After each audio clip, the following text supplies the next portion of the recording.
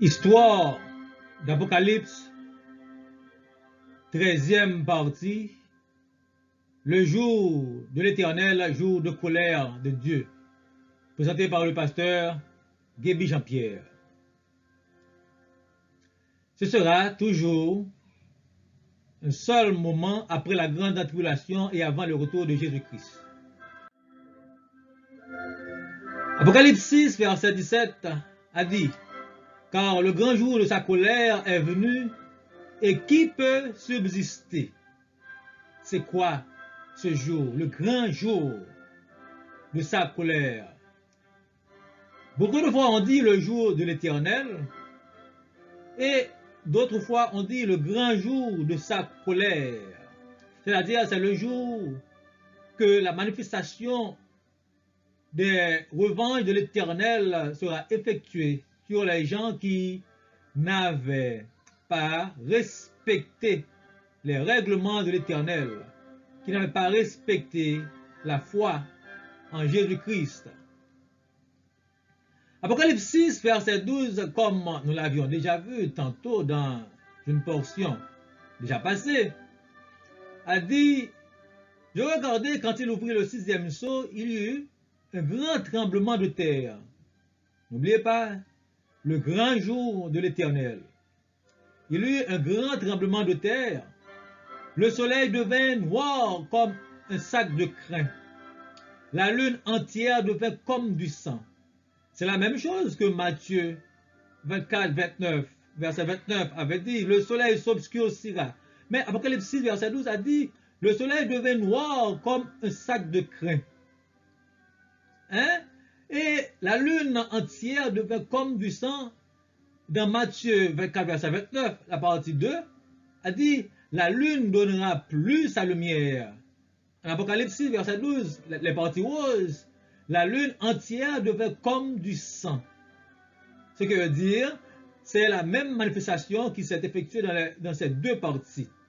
C'est la colère de l'Éternel, la colère de Dieu. Et Apocalypse 6, verset 16 a dit: et il disait aux montagnes et aux rochers, tombez sur nous et cachez-nous devant la face de celui qui est assis sur le trône et devant la colère de l'agneau. Devant la colère de l'agneau. Donc c'est la colère de l'agneau. Et en poursuivant, car verset 17, Apocalypse verset 17, car le grand jour de sa colère est venu, qui peut subsister? C'était la colère de l'Éternel.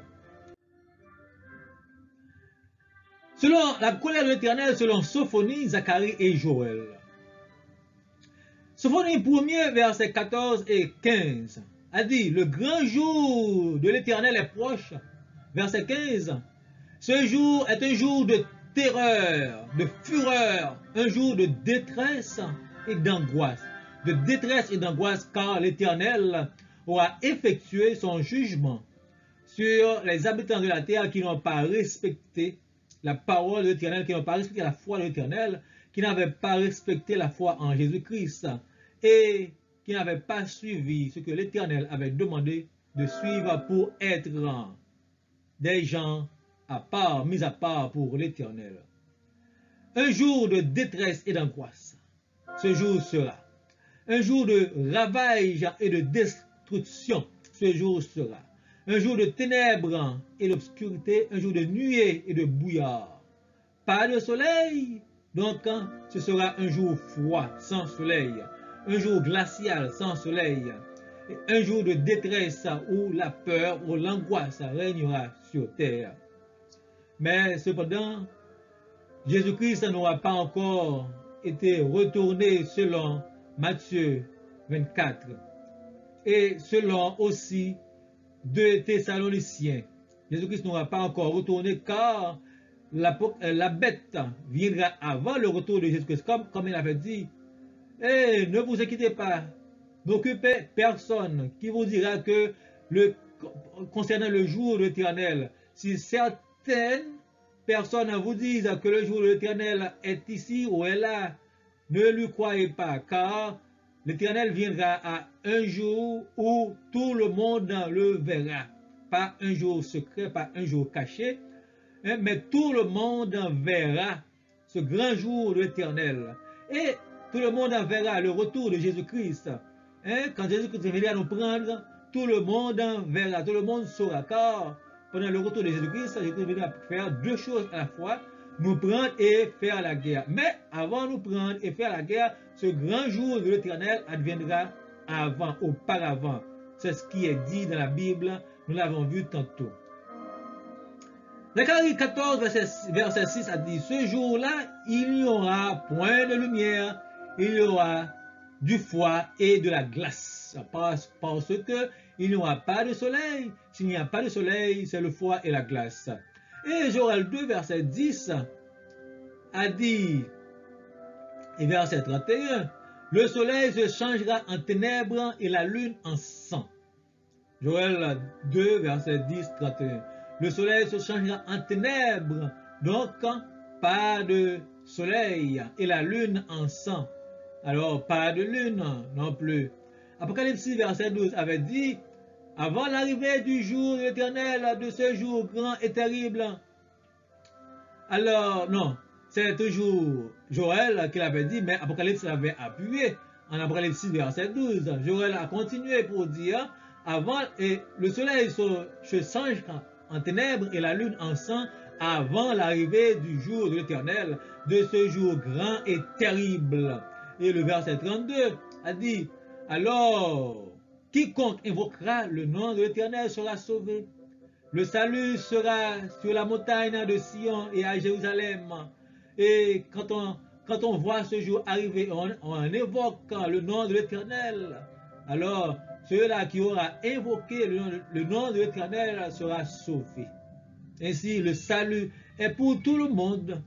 Pour tout le monde, même quand on n'accepte pas l'Éternel avant, mais pendant le jour de l'Éternel, le grand jour terrible, si on n'accepte pas de dire, oh Éternel, oh Yahvé, oh YHWH, alors là, l'Éternel vous délivrera de ses jours, de son jour. Mais délivrer de la colère à venir, c'est quoi? Comment les chrétiens seront délivrés de cette colère à venir? Hier, les chrétiens ne seront pas frappés de la colère à venir, car Jésus-Christ n'aura pas encore été retourné pendant ou bien avant la colère. Et Apocalypse 2, Thessaloniciens 1er verset 10, 1 Thessaloniciens 1er verset 10 a dit, et pour attendre des cieux son Fils, qu'il a ressuscité des morts, Jésus-Christ, qui nous délivre de la colère à venir. Alors, cette colère-là n'a pas le sens de cette frappe-là, mais a le sens de jugement de l'Éternel. Hein? Apocalypse 9, verset 4. Quand bien même les chrétiens ne seront pas frappés de cette colère, car les chrétiens seront marqués de sceaux. Après la grande tribulation, dans une portion d'avant que nous avions fait, avant la grande tribulation, alors après la grande tribulation, alors le jugement de Dieu, la colère de Dieu s'effectuera. Et après la colère, le retour de Jésus-Christ aura été donc fait. Pas vrai? Il leur fut dit, Apocalypse 9, verset 4, il leur fut dit de ne point faire de mal à l'herbe de la terre, ni à aucune verdure, ni à aucun arbre, mais seulement aux hommes, qui n'avaient pas le sceau de Dieu sur le front. Alors là, le sceau de Dieu sera sur le front de tous les gens qui acceptent Jésus-Christ pendant la période de la colère de Dieu. Mais pas pendant la grande tribulation. On aura le sceau de Dieu pendant la grande tribulation, mais pas le sceau pour nous protéger de la grande tribulation, car la grande tribulation frappera tous les chrétiens, spécialement pas les non-chrétiens qui acceptent la bête. Si vous acceptez le sceau de la bête, vous n'aurez pas le sceau de Dieu sur le front pendant la colère à venir. Mais pendant la colère de Dieu, après la grande tribulation, alors là, vous aurez le sceau de Dieu sur le front pour que cette colère ne vous frappe pas. Vous vous souvenez d'Israël, lorsque les Juifs étaient en Égypte et que alors là, les malheurs de Dieu passaient en Égypte et qu'on avait demandé Moïse avait demandé aux habitants d'Égypte, aux habitants d'Israël en Égypte, de têter leurs portes, le linteau de leurs portes avec du sang de l'Éternel. Et quand l'Éternel verra le linteau ensanglé du sang de l'agneau, alors là l'Éternel dira, alors voici, ces gens dans cette maison ont le sceau de Dieu, je ne frapperai pas cette maison. C'est la même chose que l'Éternel a dit ici, Apocalypse 9, verset 4. Alors, ceux qui ont le sceau de Dieu sur leur front, l'Éternel ne les frappera point. C'est la même répétition alors du jour d'un temps quand Israël était en Égypte et quand l'Éternel allait délivrer Israël. Pour délivrer Israël, l'Éternel avait frappé tout l'Égypte. De même, avant de délivrer les chrétiens sur terre, l'Éternel ici, dans la colère de Dieu, frapperait toute la terre, mais ceux qui ont la marque de Dieu seront épargnés. Et Apocalypse 7, verset 3, 4. Ne faites point de mal à la terre, ni à la mer, ni aux arbres, jusqu'à ce que nous ayons marqué de sur le front des serviteurs de notre Dieu. Ne faites pas de mal, jusqu'à ce que nous ayons marqué de sceau le front des serviteurs de notre Dieu. Et parmi les Israélites, il y avait 144 000 qui étaient marqués de sceau, et parmi les non-Israélites, il y avait un tas qu'on ne pouvait pas compter, qui était marqué de sceau, car Apocalypse 9, verset 4 l'a dit, et seulement aux hommes qui n'avaient pas le sceau de Dieu sur le front, que, alors là, le mal sera fait. Thessaloniciens 1er verset 10, comme nous l'avons dit, l'Éternel nous délivrera de la colère à venir, et la colère peut bien avoir aussi le sens de condamnation ou de jugement à venir. L'Éternel nous délivrera du jugement à venir, mais pas de cette colère. Alors là, ce verset parle de cette colère, mais quand même, ne parle pas de cette colère, quand même, nous serons délivrés de la colère à venir. Mais dans ce verset spécialement, il est plutôt question de du jugement dans Apocalypse 20. Pas vrai? Et la colère de Dieu, selon Apocalypse 6, verset 6, selon Apocalypse 6 à 10 et Apocalypse 15 à 16. On verra les sceaux, les trompettes, les coupes de fléaux après la grande tribulation. Les trompettes. Apocalypse 8, verset 6. Et les 7 anges qui avaient les 7 trompettes, le premier sonna de la trompette, il eut de la grêle et du feu mêlé de sang qui furent jetés sur la terre. Et le tiers de la mer fut brûlé, le tiers des arbres fut brûlé, et toute l'herbe verte fut brûlée. C'est ainsi, quand les 7 trompettes, la première trompette a sonné, il y aura la grêle, et cette grêle serait mêlée de sang. Pas vrai? Alors ce sera terrible, car il avait été dit, ce sera un jour terrible. Qui pourrait subsister le jour de l'Éternel? N'attendez pas le jour de l'Éternel à vous, les habitants de la terre, car ce jour sera un jour terrible, un jour de destruction, comme ça a été dit. Et le tiers des arbres fut brûlé, et toute l'herbe fut brûlée, le jour terrible de l'Éternel. Oh mon Dieu, quel jour désagréable! Mais malheureusement, nous, chrétiens qui ont été restés, qui n'ont pas été morts, nous donc serons là pendant ce jour. Mais nous serons marqués de sceaux, comme les Israélites étaient marqués de sceaux, étaient marqués donc par le sang.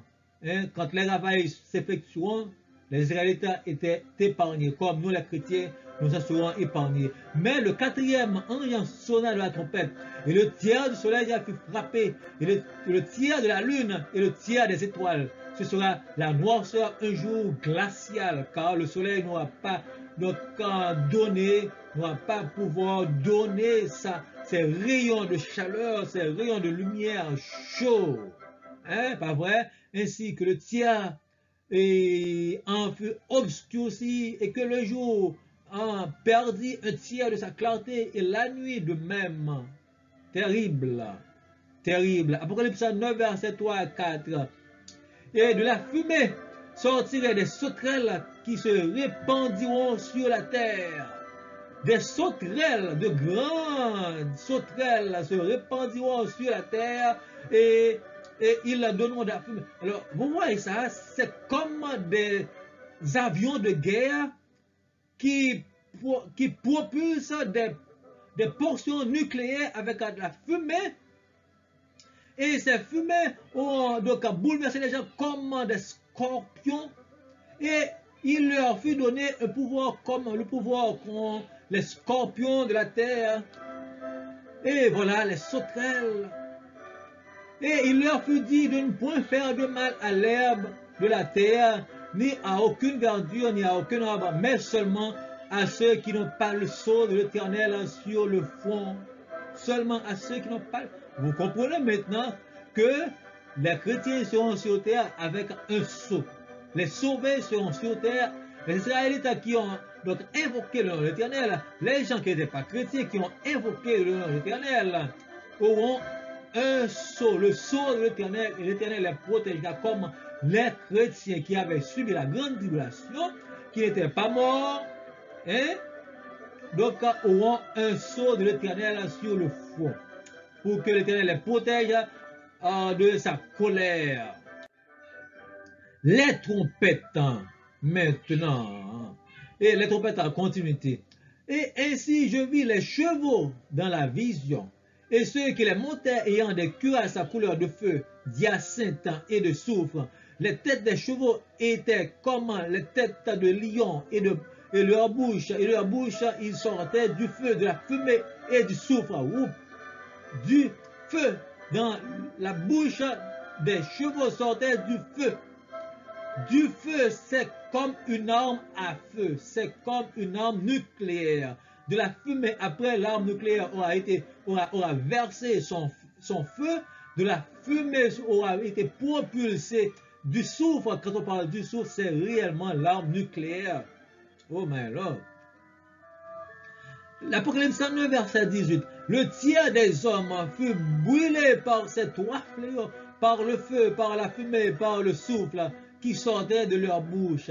Le tiers des hommes. Alors, vous comprenez, quand il y aura l'arme nucléaire, alors la terre aura été brûlée, hein, dévalorisée.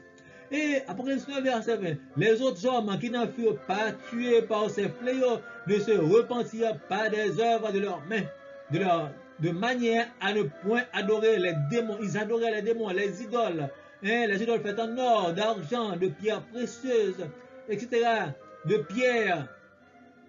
Alors, ces idoles-là qui ne pouvaient pas entendre, mais cependant, ils les adoraient et ils ne se repentaient pas car ils étaient endurcis. L'Éternel voulait donc les frapper pour leur permettre de se sauver, d'être sauvés, mais ils ne voulaient pas. Ils étaient endurcis. Les 7 coupes de colère de l'Éternel. Apocalypse 16, verset 2. Le premier alla et il versa sa coupe sur la terre. Et un de ces malins et douloureux frappa les hommes qui avaient la marque de la bête et qui adoraient son image. Vous voyez, ceux qui étaient frappés, c'était seulement les hommes qui avaient la marque de la bête et qui adoraient l'image de la bête. Adorer l'image de la bête, adorer, ce n'est pas adorer pendant un jour, mais adorer l'image directement. Adorer quelque chose de visible, adorer une image, comme on le fait maintenant dans des églises qui adorent des images taillées, qui adorent des saints, qui adorent des anges, qui adorent des statues de Marie, etc. Mais, alors, la colère de l'Éternel frappera ceux qui avaient la marque de la bête et qui adoraient son image. Il y a beaucoup de gens qui n'adorent pas les images actuellement, adorent des images au temps de la bête, au temps de la grande tribulation, mais pour sauver leur peau. Mais ceux qui adorent ces images-là ont subi les conséquences et par la colère de l'Éternel. Apocalypse 16, verset 12-13. Le 6e versa sa coupe sur le grand fleuve l'Euphrate. Et sur le grand fleuve l'Euphrate. L'Euphrate, c'est un fleuve situé au Moyen-Orient, dit là, et son eau tarit afin que le chemin des rois venant de l'Orient fût préparé. Des rois venant de l'Orient, c'est-à-dire à l'est, extrême l'est d'Israël, extrême l'est de l'Euphrate au Moyen-Orient, qui se trouve actuellement en Irak, Irak, et voilà, il y aura des gens venant de l'extrême Orient, c'est-à-dire vers l'est, il y a la Russie, il y a la Chine, qui auraient venu de l'est avec leur armée pour venir faire la guerre. Et je vis sortir de la bouche du dragon, et de la bouche de la bête, et de la bouche du faux prophète, les trois. Le dragon, c'est-à-dire Satan, la bête, c'est-à-dire celui qui aura fait la grande tribulation, et le faux prophète, c'est-à-dire la vassale, la seconde bête, la bête alliance à la première bête, à la bête qui aura fait donc la grande tribulation. Alors là, de leur bouche sortir des esprits impurs pour aller donc chauffer les rois de la terre pour venir faire la guerre avec Jésus-Christ. Car ce sont des esprits de démons, Apocalypse verset 14, qui vont vers les rois de toute la terre afin de les rassembler pour le combat du grand jour du Dieu Tout-Puissant. De les rassembler pour le combat du grand jour du Dieu Tout-Puissant. Et ainsi, voici, je viens comme un voleur, heureux ceux qui veillent et qui gardent ses vêtements. Et Jésus-Christ, après tous ces problèmes, tous ces dégâts, Jésus-Christ a dit qu'il vient comme un voleur. Vous voyez l'explication de venir comme un voleur. Venir comme un voleur ne signifie pas que donc, il viendra en cachette, il viendra donc inaperçu, mais venir comme un voleur signifie autre chose. Signifie quand même, vous n'espérez pas que je vienne. Mais maintenant, les gens de la terre n'espèrent pas que Christ revienne, ne croient presque pas, surtout les États-Unis, ne croient point donc, à l'Église. Les forces des États-Unis croyaient, mais pas maintenant.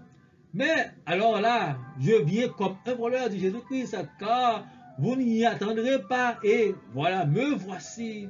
Et ils avaient préparé la bête, le faux prophète, le dragon avait préparé le chemin pour les gens venant de l'Est, pour venir faire la guerre. Ils les préparent pour le grand jour de la guerre, le grand jour du Tout-Puissant.